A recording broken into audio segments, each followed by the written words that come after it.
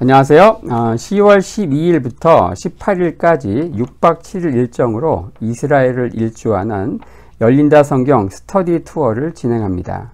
열린다 성경 스터디 투어는 단순한 성지순례가 아닙니다. 매일 아침 1시간 반씩 성경과 그리고 인문학을 주제로 공부한 후 현장을 답사하는 기독교 인문학 여행입니다. 로뎀나무 아래에서, 갈멜산 언덕에서, 그리고 갈릴리 호수에서 성령의 임재를 경험하고 싶은 분들을 이번 스터디 투어에 초대합니다. 자세한 일정과 참가자들의 리얼 후기 등은 영상 하단에 링크를 참고하시기 바랍니다. 안녕하세요. 세계사인 교회사, 세계사와 함께 푸는 스토리텔링 교회사 시간입니다. 자, 저희가 중세 역사, 중세 교회사 살펴보고 있죠.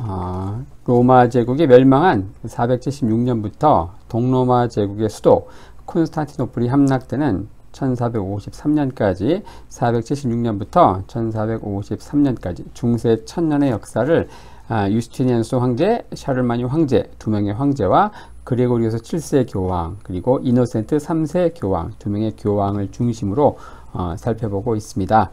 로마 제국의 멸망을 초래한 게르만족의 때 이동 살펴보고 있는데요. 자, 저희들이 게르만족이 왜 이동을 했는가, 뭐 이런 것들을 살펴보다가 바로 훈족이 이제 타격을 가하고, 근데 그 훈족이 누군가 따라가다 보니까 바로 흉노족과 관련이 있고, 이 흉노 토벌을 했던 한나라 무제 얘기가 갑자기 또 나왔습니다.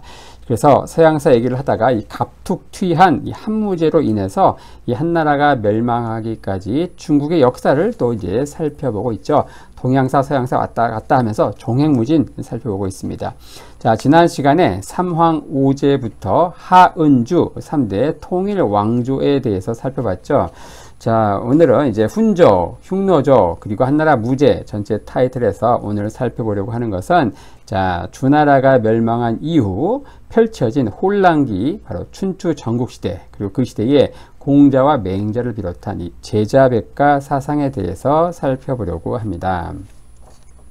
자, 춘추 전국시대, 바로 주전 771년 주실동천, 즉 주나라가 멸망하면서 주나라의 왕실, 수도가 호경에서 동쪽에 있는 나급으로, 그래서 주나라의 왕실이 동쪽으로 천도한 해 주전 771년부터 시작됩니다. 춘추 전국시대가. 그리고 언제까지인가? 바로 주전 221년 진시 황제가 이 진나라가 전국시대를 통일하는, 천하 통일을 하는 그때까지 대략 무려 550년에 걸치는 시간을 바로 춘추 전국시대라고 한다. 자, 이걸 다시 이제 춘추시대와 전국시대로 나누게 되는데요. 자, 이것은 바로 403년을 기점으로 바로 춘추시대에 활동했던 춘추 5패라고 하는 잘 나갔던 이제 5개의 패자가 있습니다. 춘추 5패, 진나라, 초나라, 제나라, 오나라, 월나라라고 하고요. 하지만 그 진나라 안에서, 자, 지금 춘추 5패라고 하니 동그라미 오고, 자, 진나라, 초나라, 제나라, 오나라, 월나라가 있죠. 근데 이 진나라가 이 안에서 하극상, 쿠데타가 일어나가지고 진나라가 멸망하면서 조나라, 위나라, 한나라가 출현합니다. 이때 바로 진나라 멸망 이후 그 안에서 새 왕조가 출현하는 그때를 기점으로, 바로 주전 403년을 기점으로 해서 이제 전국시대라고 하죠. 403년부터 221년까지. 자, 춘추시대와 전국시대, 뭐 이런 식으로 이제 나누게 된다. 자, 춘추시대는요, 주전 771년부터 403년까지다 얘기했죠. 근데 주전 771년, 막 그 즈음은 서양 역사에서는요, 자, 그리스에서 이 도리아인이 남하하면서 바로 기존에 있던 미케네 문명을 파괴하고, 이후 400년간의 암흑기가 지나고 본격적으로 아테네, 스파르타, 고린도, 테베와 같은 폴리스, 즉 도시 국가가 출현하던 시기가 바로 이때입니다. 그리고 이탈리아 반도에서는 로마라는 작은 나라가 건국된 때죠. 바로 주전 753년에 로마가 건국되거든요. 자, 고로한 그 즈음에 중국에서는 바로 춘추 전국시대가 시작되었다. 이 춘추라고 하는 말은요, 공자가 저술한 춘추라는 책, 거기에서 유래했다고 합니다. 자, 이때부터 이제 모든 나라들이 자유 경쟁을 벌이는 이 바야흐로 국가가 이 봄에 섰다가 가을에 지는 시대, 이 춘추 시대가 펼쳐지는 거죠. 자, 이런 시대에 국가가 발전하지 못한다. 이것은 그냥 제자리에 머무는 게 아니고 곧 멸망을 의미했습니다. 그래서 이들은 생존을 위해서 치열하게 경쟁을 했는데, 자, 이때 등장한 유명한 단어가 바로 부국강병이다. 이런 단어도 이때 출현했다고 하죠. 엄청난 혼란기였는데, 하지만 아이러니하게도 바로 이 시대는요, 중국 전역이 모든 분야에서 빠른 속도로 발전을 거듭하던 시대였다. 각 나라가 서로 경쟁적으로 이제 발전을 이제 향해서 나아가는 거예요. 효과적인 통치 시스템도 이때 개발이 되고요. 또 가문이 아니라 능력에 따른 인재 등용이 활발하게 이루어졌다. 그리고 농경의 발달로 인해서 수확량이 엄청나게 증가하고요. 또 화폐 경제의 발달로 인한 상업도 굉장히 활성화되었다. 그리고 사상과 학문의 발전이 엄청나게 이루어지는데, 그것이 바로 이제 제자백가라고 하는 유명한 말로 이제 등장하게 됩니다. 춘추 시대에 잘 나갔던 5개의 패자를 이제 춘추오패라고 하죠. 자, 이때는 회맹이라고 하는 제후들의 모임이 있었습니다. 바로 천하를 주도할 맹주를 이 모임에서 뽑고, 자, 이를 이제 패자라고 불렀죠. 자, 명목상 이 춘추 시대는요, 주나라의 왕실, 주나라가 아직 완전히 멸망한 게 아니거든요. 동쪽으로 옮긴 거죠. 바로 호경에서 낙양, 나급으로 옮긴 거잖아요. 그러니까 주나라의 왕실을 어쨌든 형식적으로 이때는 인정했습니다. 그리고 패자에게 이 권위라고 하는 완장을 채워주는 의식을 한 게 바로 이 회맹이라는 회의입니다. 춘추시대가 전국시대와 달랐던 가장 큰 차이점은 뭔가? 바로 경쟁을 하면서도 나름의 질서와 룰이 있었다는 거예요. 그 질서와 룰은 뭔가? 한마디로 존왕양이, 또 계절 존망, 어려운 한자를 써서 힘든가요? 좀 풀어보면은, 자, 존왕양이 이것은 왕을 이제 주나라 왕실을 보존하고, 그리고 오랑캐를 물리친다, 이제 그런 뜻이에요. 그리고 계절 존망은 이제 문자 그대로 하면 이제 잊고, 끊어짐과 존재하고 망함, 이렇게 하면 직역인데, 바로 이게 단절과 멸망을 이제 함부로 결정하지 않는다. 즉, 기존 질서를 가급적 유지한다. 뭐 그러한 뜻입니다. 바로 이러한 룰이 있었어요. 이제 춘추 시대 이때는요, 오늘날 이제 회자되는 이제 수많은 고사 성어들이 쏟아져 나온 시기이기도 합니다. 이때 이제 춘추오패, 춘추 시대에 잘 나갔던 5 패자가 이제 누구인가? 첫 번째로 등장하는 패자가 누군가? 바로 제나라 환공입니다. 그는 넓은 아량으로 인재를 두루 등용을 해서 춘추 5패 중에서 첫 번째로 이제 패자로 이제 부상한 인물이에요. 이 패자가 된 것은, 전적으로 이 관중이라고 하는 신하의 공으로 돌려야 하는데, 원래 이 관중은요, 이 환공의 적이었습니다. 처음에는. 환공이 왕자 시절 이 환공을 죽이기 위해서 활을 쏴서 명중시킨 인물이 관중이에요. 근데 다행히 화살이 청동 버클에 맞아가지고 환공은 목숨을 부지했죠. 대개 경우, 보통은 이런 경우 관중은 숙청 1순위겠죠. 하지만 이런 이제 관중을 천거한 게 누군가? 바로 그의 영혼의 친구인 포수가였죠. 그러니까 관중은 이 절대 이타심의 소유자를 친구로 둔 덕분에 인생이 잘 풀린 케이스라고 할 수 있습니다. 이 관중과 포수가의 우정, 요걸 나타내는 유명한 수거가 있죠. 고사성어, 바로 관포지교라고 합니다. 우리 성경을 얘기하면 다윗과 요나단의 우정, 뭐 이런 걸로 표현할 수 있겠네요. 자, 이제 관중은 이 중국 역사상 최고의 명재상으로 꼽히는데, 그 관중 덕에 제나라 환공은 40년간 패자로 군림할 수 있었습니다. 하지만 이 관중이 죽고 나서 환공은 이 간신들에 의해서 이 고립되어 굶어 죽는 비참한 운명에 처하게 되는데, 그건 이제 이 관중이 어떤 특정 인물을 콕 찍어가지고 저 사람은 간신이니까 멀리 하시라라고 이 쪽집게 유언을 해줬는데 그걸 따르지 않아서 결국 이렇게 된 겁니다. 근데 비참하게 죽은 것도 모자라서 이 죽고 나서 무려 2달 넘게 장사를 치르지 못했다고 하네요. 시체가 2달간 나뒹굴었다는 거예요. 자, 두 번째 패자 살펴볼 게 누군가? 바로 이제 진나라 문공인데, 자, 제나라 환공, 바로 제나라 여기죠. 바로 여기 산둥반도가 있는 이 지역, 제나라의 제나라의 환공에 대해 살펴봤고요. 자, 두 번째 살펴볼 인물은 누구인가? 바로 진나라의 문공입니다. 진문공. 그는 19년간 망명생활 끝에 62세에 왕위에 오른 불굴의 노익장의 아이콘입니다. 당시 평균 수명을 이렇게 볼 때 62세면 내일 죽어도 이상하지 않을 나이라고 할 수 있죠. 그는 이제 적을 피해서 오랜 세월 동안 천하를 떠돌았는데 훌륭한 인품의 소유자여서 그런지 따르는 신하들이 굉장히 많았다고 합니다. 이들은 바로 19년간 생사고락을 함께한 의리 충만한 전우들이었죠. 자, 그 중에 가장 유명한 인물인데 바로 계자추라고 합니다. 계자추는 이 제나라 문공이 끼니를 걸을 때 자신의 넓적다리 살로 고깃국을 끓여서 문공의 배를 채워주었다고 하죠. 와우, 실로 대단한 충성심이 아니면 어떻게 이렇게 하겠습니까? 근데 이 문공은요, 나중에 권좌에 오른 후에 놀랍게도 이 계자추를 저버리는 실수를 하게 되죠. 이 심사가 뒤틀린 계자추는 어머니를 모시고 산에 들어갑니다. 산속에. 하지만 문공은 자신의 잘못을 깨닫고 애타게 그를 부르지만 그는 거절하죠. 간절함에 이제 산에 불을 지릅니다. 불이 나면 내려오겠지 하는 마음으로. 하지만 계자추는 어머니를 안고 산속에서 불에 타 죽는 선택을 하게 되죠. 나중에 문공은요, 목 놓아 울고 이 계자추가 불타 죽은 날은 전국에서 이 불을 쓰지 못하게 하고 찬 음식을 먹게 했다. 자, 그래서 여기서 이제 오늘날 한식이 유래되었다. 한식의 기원이 바로 그렇다는 겁니다.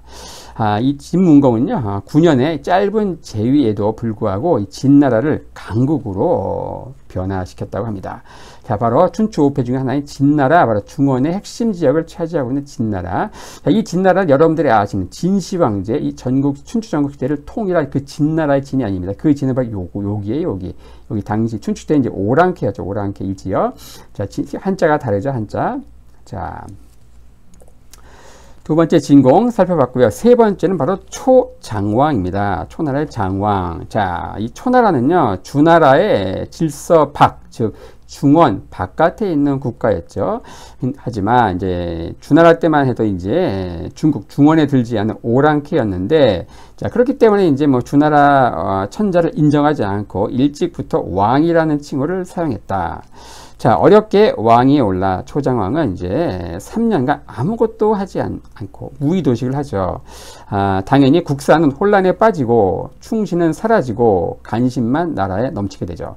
이러면서 나라는 순식간에 개판이 됩니다. 이때 오거라는 충신이 수수께끼를 내죠. 그 수수께끼에서 비롯된 고사성어가 있는데, 자, 그가 무슨 얘기를 하는가? 3년 동안 울지도 그리고 날지도 않는다는 새, 바로 불비불명이라고 하는 이제 수수께끼를 내요.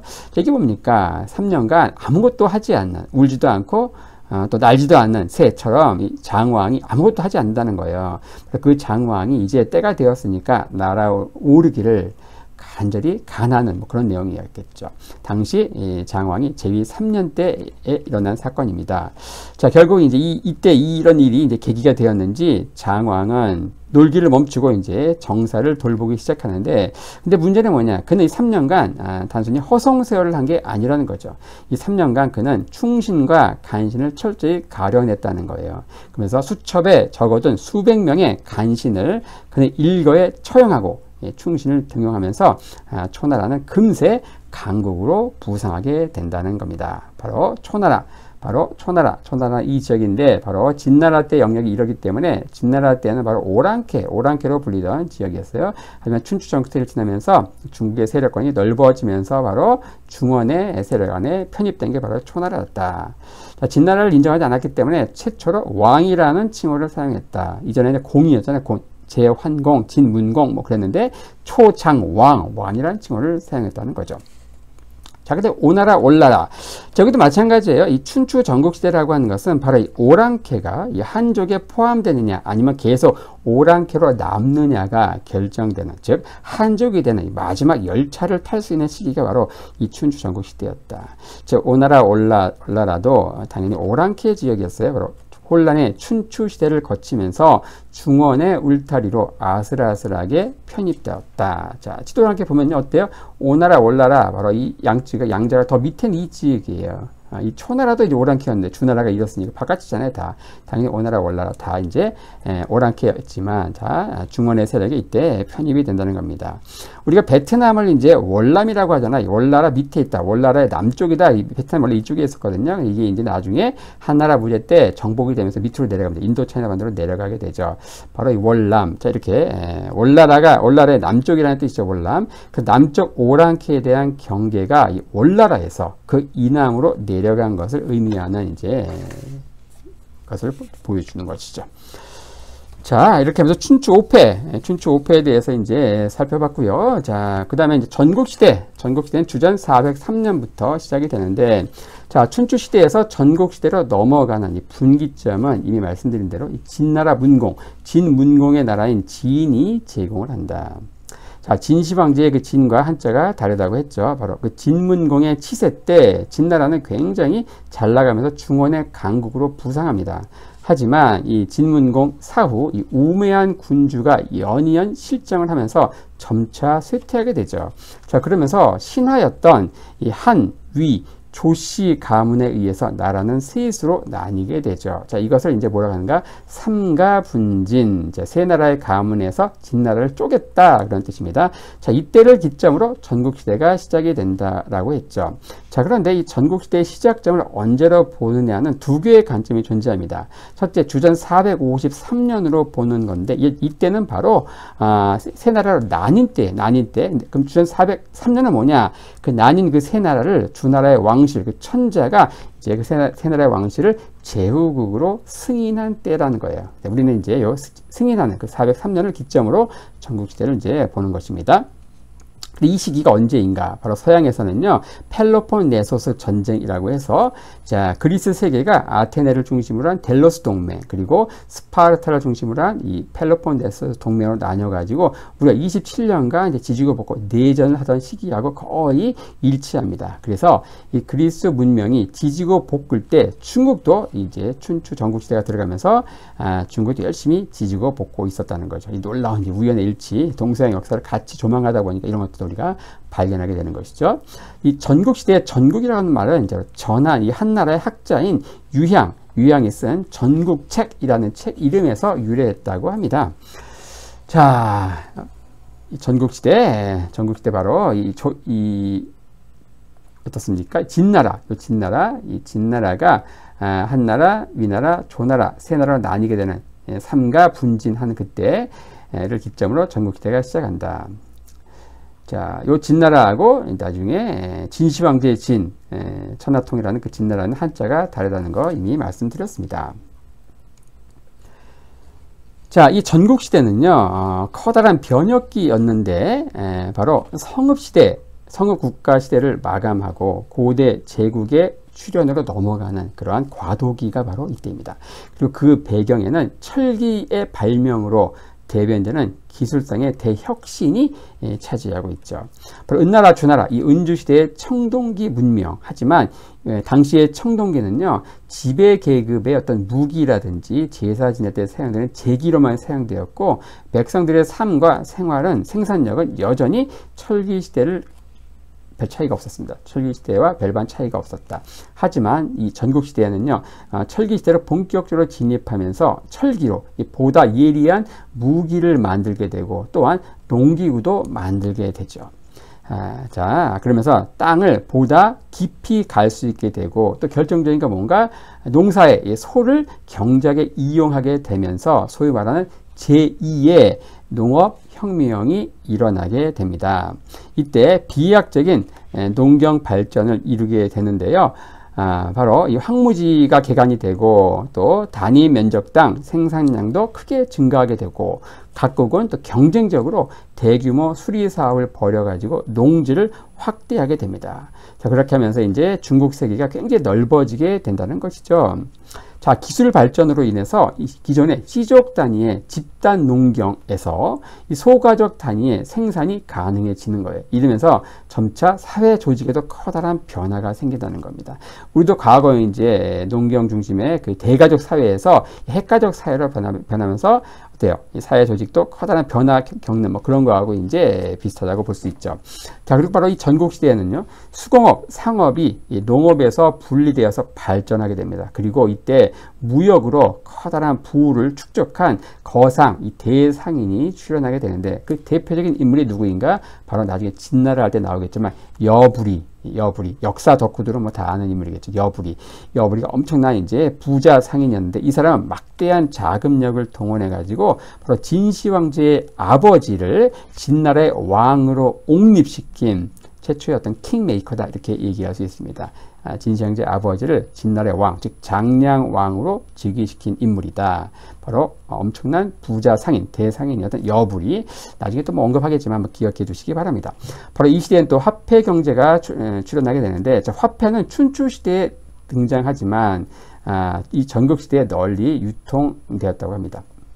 바로 각국의 화폐와 도량형의 차이로 인해서 이 상업 발달에는 나름 제약이 있었기 때문에 바로 각국의 국경이 철폐되고 이런 것들 당시 시대적인 요구였다는 거예요. 그리고 그에 대한 응답으로 훗날 진나라가 출현하면서 화폐, 도량형 이런 것들을 다 통일시키게 되는 것이죠.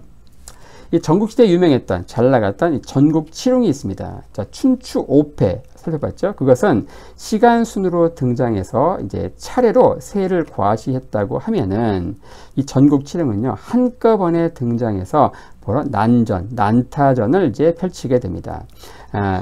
춘추시대에 있었던 어떤 제후들의 모임인 회맹, 그리고 거기서 추대되는 패자, 이런 멋스럽기까지 했던 옛 질서는 완전히 사라졌고요.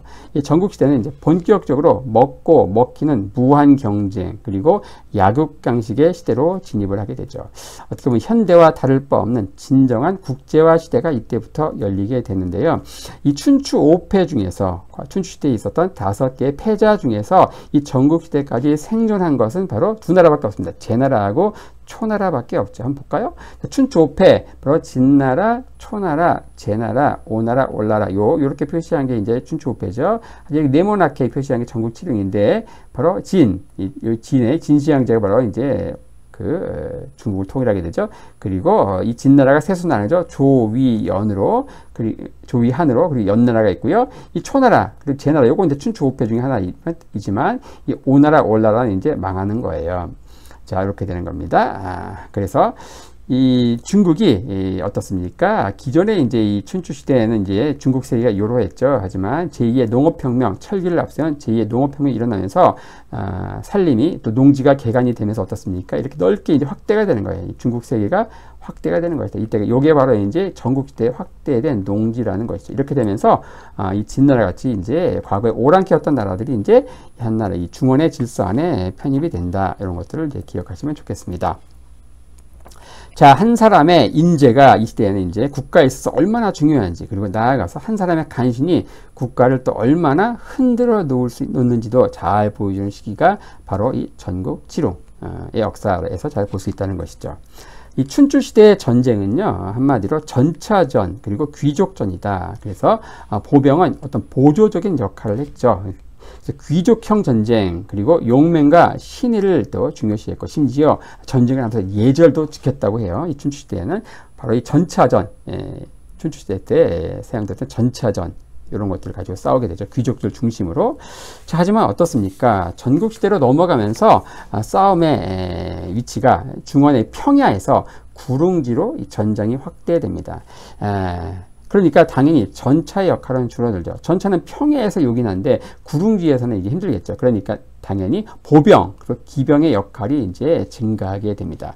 그리고 이때 이제 신흥 장수들이 등장하면서 귀족들의 어떤 군사 지휘권 이런 것들을 뺏게 되죠. 그리고 전쟁에 평민, 노예들도 참전하게 되면서 전쟁은 더 이상 귀족들만의 전유물이 아니게 되죠. 자, 춘추 시대에는 많아야 양측 합해서 전차 4,000승, 그러니까 대략 양측 합해서 대략 4만 명 규모의 전쟁을 했다고 하면은, 이 전국 시대는요, 기본이 60만, 많으면 100만 대군이 동원되는, 그래서 이때는 전쟁은 귀족들만의 영예가 아니라 이 평민 모두가 참여하는 의무였다는 거예요. 그래서 순수 무장들이 많이 출현하게 되고, 이러한 배경에서 이제 손자병법이라는 책이 탄생하게 되죠. 이 전쟁에서는 엄청난 사상자들이 속출하게 되는데 왜 그랬는가? 전쟁의 트렌드가 바뀐 거예요. 춘추 시대는 복종하면 되는 거예요. 복종. 내가 이제 복종하겠다. 그럼 조공을 바치고 그러면 끝나는 건데 이 전국 시대는 어때요? 목표가 말살. 그 나라를 완전히 말살시키는 거예요. 그리고 그 나라를 완전히 정복하는 거예요. 그래서 복종에서 말살과 정복이라는 이 새로운 트렌드가 생겨나면서 사람들 다 이제 몰살, 죽이게 되는. 그래서 백성들은 늘상 이 죽음의 위협 속에서 살아가게 됐던 시기가 바로 이 전국시대였다는 겁니다. 자, 이러한 그 혼란기 가운데 춘추 전국시대 이때는요, 중국 사상의 어떤 황금기다 이렇게 얘기할 수 있는데, 이때 나타난 사상가들을 제자백가다 이렇게 얘기하죠. 제자, 이 자는 뭐 공자, 맹자할 때 그 자입니다. 이 자는 교사에 대한 이 존칭이고요. 가라고 하는 것은 이제 집가죠. 이게 사상의 흐름을 이룬 학파를 의미합니다. 제자백가.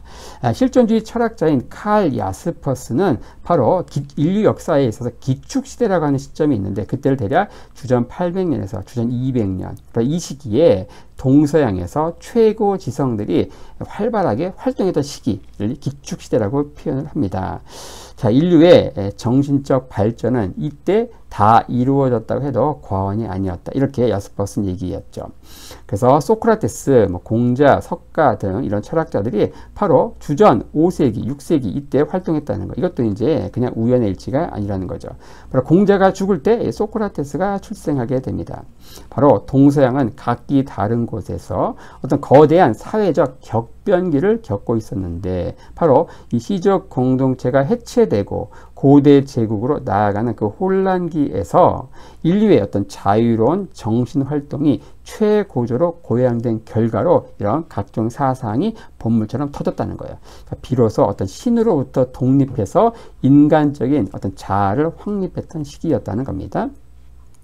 생산력의 비약적인 발달은 어떤 분업을 촉진하고요. 그러면서 이 생산에서 자유로워진 어떤 전문적인 지식인들을 배출하게 되죠. 그리고 이들은 세계에 대한 어떤 근원적인 질문을 던지기 시작을 하죠. 그리고 제2의 농업혁명 이래 시적 공동체 질서에 기반한 이 주나라의 어떤 봉건제, 그리고 예, 문화 이런 것들이 다 붕괴되면서 어떤 새로운 가치관 정립을 위한 치열한 탐색 과정이 이루어졌다. 그리고 춘추 전국시대 각국의 군주 간의 경쟁은 또 이러한 사상의 발달을 더욱 촉진시켰다는 겁니다. 이러한 사회적 배경에서 제자백가로 불리는 사상가들이 등장하게 되는데요. 자, 그런데 동서양의 차이가 있습니다. 그리스의 철학은요, 또 세상 만물을 구성하는 가장 기본적인 것은 무엇인가? 즉, 이 원질에 대한 탐구였죠. 탈레스 같은 경우는 태초에 물이 있었다. 헤로도토스 같은 경우, 헤라클리토스 같은 경우는 불이 있었다. 엠페토클레스 같은 경우는 물, 불, 흙, 공기 네 가지 이런 것들을 이야기하고 했는데 이 중국의 사상은 무엇인가? 바로 인간은 어떻게 살아야 하는가에 대한 물음, 즉 인간과 세상과의 관계를 파고드는 어떤 윤리학적인 측면 이런 것에서 좀 고민을 했다는 거죠. 주제가 좀 달랐다는 거예요. 자, 최초로 등장했던 이 제자백가 사상은요, 바로 음양가라고 합니다. 이 최초로 등장한 학파인데, 자, 음양가, 바로 책이 이제 역경이죠, 역경. 이 주나라에서 국가적 차원에서 사용됐기 때문에 주나라의 주자를 써서 주역이라고 하죠, 주역. 주역 많이 들어보셨죠? 자, 그 다음에 등장한 학파가 뭔가 바로 묵가입니다. 묵가. 바로 묵가. 묵자가 이제 그 시조이고요. 묵자의 본래 이름은 묵적이라고 하죠. 묵적. 노나라 출신인데 굉장히 낮은 신분의 사람이었다고 하네요. 저는 처음에는 이제 공자의 사상에 완전히 심취하지만 나중에 공자 사상을 아주 정면으로 비판을 하게 됩니다. 왜냐? 공자가 말하는 인이 바로 어떤 신분제를 인정한 차별적인 사랑임을 깨닫고 그는 신분제 철폐 또 만인 평등에 기초한 어떤 무차별적인 사랑을 주장하게 됩니다. 그는 겸해서를 주장했는데 이 겸해서는 뭐냐? 소위 말하는 다른 사람의 신체라든지 다른 사람의 가족, 다른 사람의 국가를 자기 것과 똑같이 여겨야 한다는 거예요. 예수님이 말씀하신 내 이웃을 내 몸과 같이 사랑하라. 그게 이제 이 묵가가 얘기했던, 묵자에서 얘기했던 바로 겸해서와 동일하다고 할 수 있는데 당연히 전쟁이라는 게 있을 수가 없겠죠. 그래서 당연히 반전론, 전쟁을 거부하는 반전론을 강력하게 이제 펼쳤다는 겁니다. 자, 그 다음에 또 나타난 사상이 바로 유가입니다. 유가. 당연히 유가의 시조는 공자이죠. 이 공자의 변명은 공구인데 굉장히 낮은 신분의 사람이었고, 그는 주나라 왕실의 전통에 강했던 노나라 출생인데요. 그는 고아가 되어서 이 독학으로 학문을 성취했다고 합니다. 그는 세상의 이 어지러움은 이 전통의 예문화, 주나라에서 이제 세를 떨쳤던 그 예문화가 무너졌기 때문으로 판단하고, 주나라의 그 문공과 같은, 주공과 같은 그 성인 군주가 출연해서 덕으로, 그러니까 덕치로 난세를 수습해 주기를 간절히 기대합니다. 그는 육아의 시조이고요. 인과 이해를 굉장히 강조하죠. 그가 얘기한 인은 맹자에 의해서, 이해는 순자에 의해서 더욱 구체화되는데, 뭐 아는 대로 맹자는 또 성선설을 주장하고 순자는 또 성악설을 주장하고 했죠.